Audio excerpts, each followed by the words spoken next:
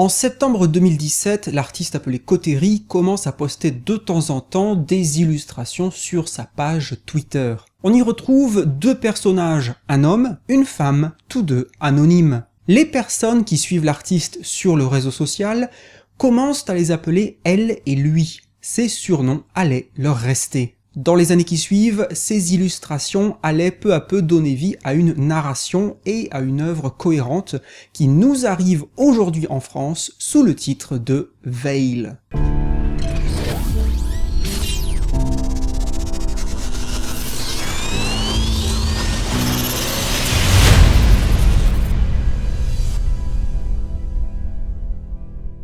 Vous le savez, j'ai tendance à vous proposer des livres qui sortent un peu des sentiers battus, et aujourd'hui on va pousser cette idée un peu plus loin car avec Veil, on est à la frontière entre le manga et l'artbook. Cette œuvre vient tout juste de sortir chez Noévé Graphics, un éditeur qui existe depuis 2018 et qui est notamment spécialisé dans le livre d'art photographique. Mais ils veulent à présent se diversifier et tentent ainsi l'aventure manga. Veil est l'un des tout premiers titres que l'éditeur nous propose, avec ses deux premiers tomes sortant simultanément.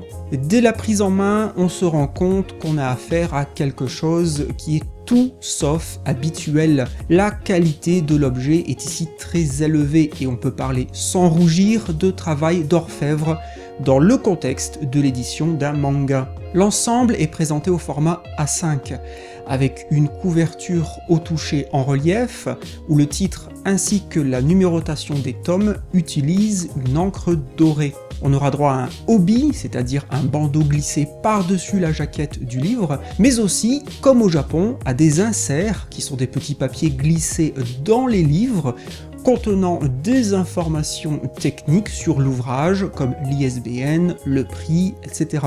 D'ailleurs, l'éditeur a annoncé que ces inserts permettront à l'avenir de gagner des cadeaux. Attention donc à bien les conserver. Enfin, on trouvera également des cartes à effet métallisé glissées au cœur des ouvrages. Une très belle édition donc, mais sinon, Veil, ça parle de quoi exactement ? Eh bien, il va s'agir de suivre des moments de vie, en général anodins, de nos deux personnages, elle et lui. Elle est une jeune femme aveugle à la personnalité quelque peu espiègle et taquine. Lui, qu'on devine un peu plus âgé, est un policier pas très loquace, mais qu'on subodore ayant un cœur de grand romantique.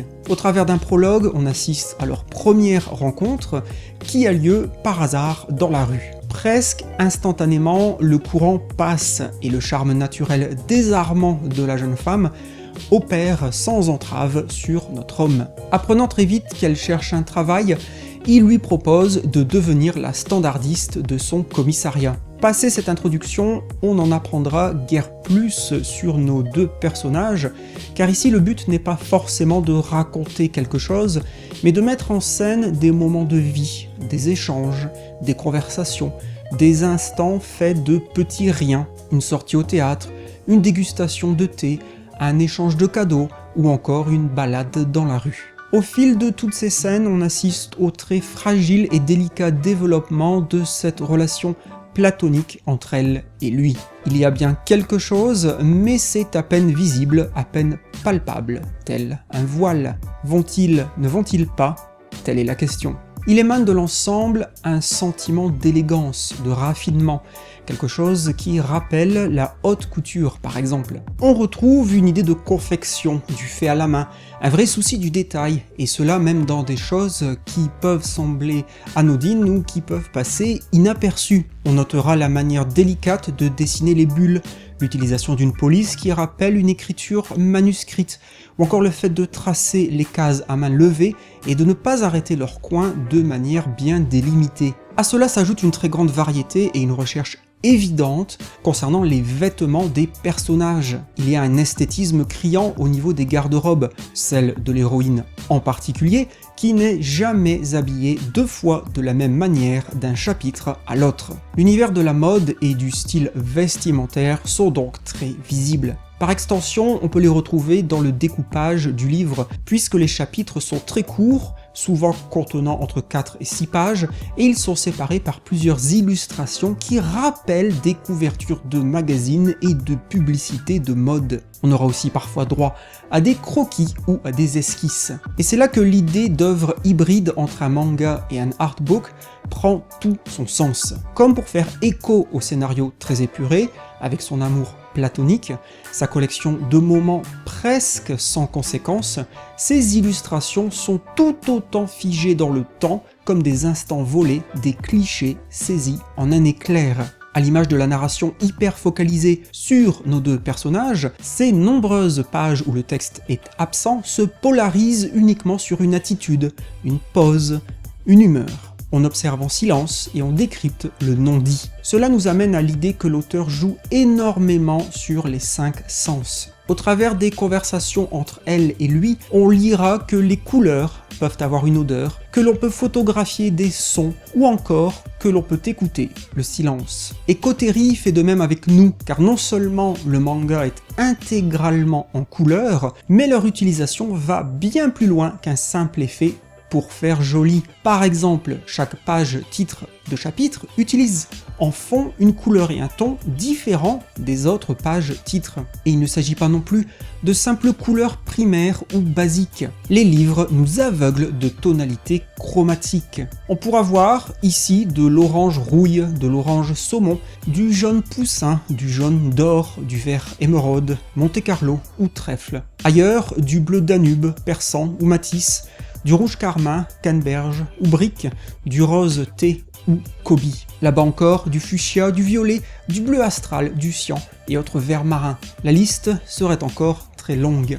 Et parce que l'auteur ne fait pas les choses à moitié, le lecteur très attentif pourra même remarquer que ces choix de couleurs ne sont pas forcément aléatoires. On pourra remarquer que la couleur présente en fond des pages titres d'un chapitre peut renvoyer à un objet ou à une thématique importante dans le dit chapitre. Par exemple, on pourra voir un vert émeraude qui fera écho à un téléphone de la même couleur, objet important dans l'histoire du chapitre en question. Alors peut-être que je prends des vessies pour des lanternes, mais je pense sincèrement que ces choix de couleurs ne sont pas nécessairement fortuits. Et pour pousser l'observation encore plus loin, on notera que l'artiste glisse ici ou là des choix toujours originaux en ce qui concerne le papier, ou en tout cas des effets qui sont appliqués à ce dernier. Certaines pages affichent un effet de papier sale, abîmé, entaché de café, ou encore comme si le papier avait vieilli. Ailleurs, on verra en fond des motifs qui rappelleront le papier peint,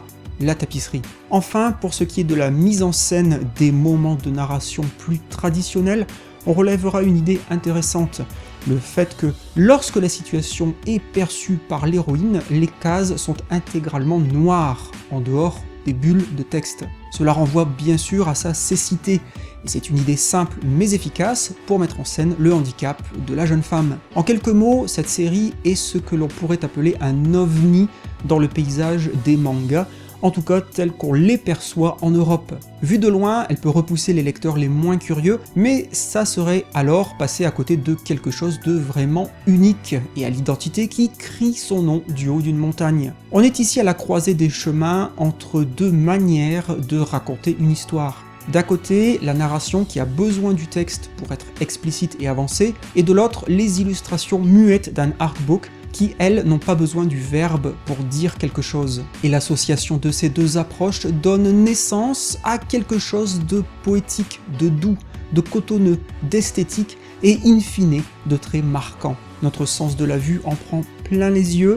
C'est une démonstration de créativité visuelle et de ressources imaginatives. Alors forcément, il faut acheter Veil en ayant conscience que l'on aura entre les mains une œuvre qui s'éloigne énormément des codes traditionnels des mangas. Il ne faut pas se le procurer en attendant une narration habituelle, au risque d'être grandement déçu. On se tourne vers ce manga si on veut lire quelque chose qui sort sans vergogne des sentiers battus, et si on s'intéresse au dessin en tant que tel, et pas seulement en tant que soutien d'une narration. Ici, les deux se complètent, l'un ne supplante pas l'autre. Voilà, j'espère que cette vidéo vous aura été utile. Je vous remercie beaucoup d'avoir regardé cette vidéo, et je vous rappelle que vous pouvez me soutenir financièrement si vous le souhaitez, en utilisant par exemple ma page Tipeee dont vous trouverez le lien dans la description de cette vidéo. Je vous souhaite de très belles lectures et je vous dis à bientôt pour une nouvelle vidéo sur Orion Manga. Bye bye tout le monde.